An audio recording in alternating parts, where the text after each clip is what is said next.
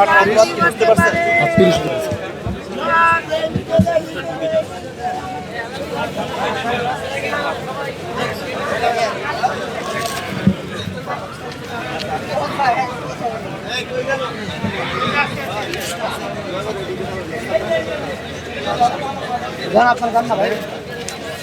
মাথায় লিখে 500 টাকা শিখে নিন।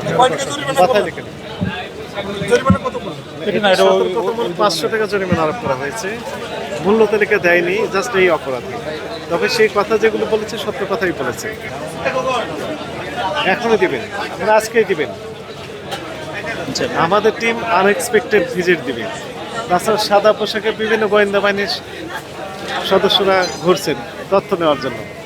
আপনি হয়তো না দিয়ে মনে করবেন যে আমি পার পেয়ে যাবো, সুযোগ আপনার নেই। কাছে জিজ্ঞেস করে নেওয়ার জন্য শুধু সে বলবে, বলে পরবর্তী আসে অ্যাকশন নেবে। ঠিক আছে, জরিমানা পরিশোধ করেন। আর আরেকটা বিষয় আমাকে বলেন, এই যে একটু চকচক করছে বেশি, এই কি সরিষার তেল না সয়াবিন না কি তেল দিয়েছে? না স্যার, এটা সত্য আপনার কথা বলবেন। আপনার মিথ্যা কথা বলবেন না।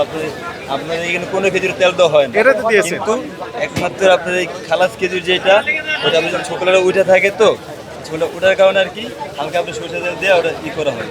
আর কোনো খেজুরে আপনার না, আপনি কোনো এই যে সরিষার তেল দিলেন, সরিষার না সয়াবিন কি দিয়েছেন? সরষের তেল দেন, সবই সরিষার তেল দিলেন। কাস্টমার সরিষার তেল দিতে বলে আপনাদের, না। তাহলে সরিষার তেল দিয়েছেন। জানে না স্যার, যে এটা ছোকলা উঠে থাকে তো ওইখানে আর কি ওটা বিক্রি হয় না, যেটা আপনি যদি সত্যি কথা বলতে থাকেন।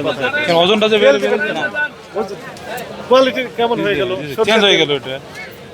এই যে ছোকলা উঠানো থাকে তো একটু মানে এইখানে একটা না, না, খেজুর, না, তার আর না, কোনো খেজুর নেই, সুযোগ নেই। শুধু একটা খেজুর। যেমনটি আছে ঠিক সেই রকমই রাখতে হবে। আপনি সরষের তেল দিবেন না।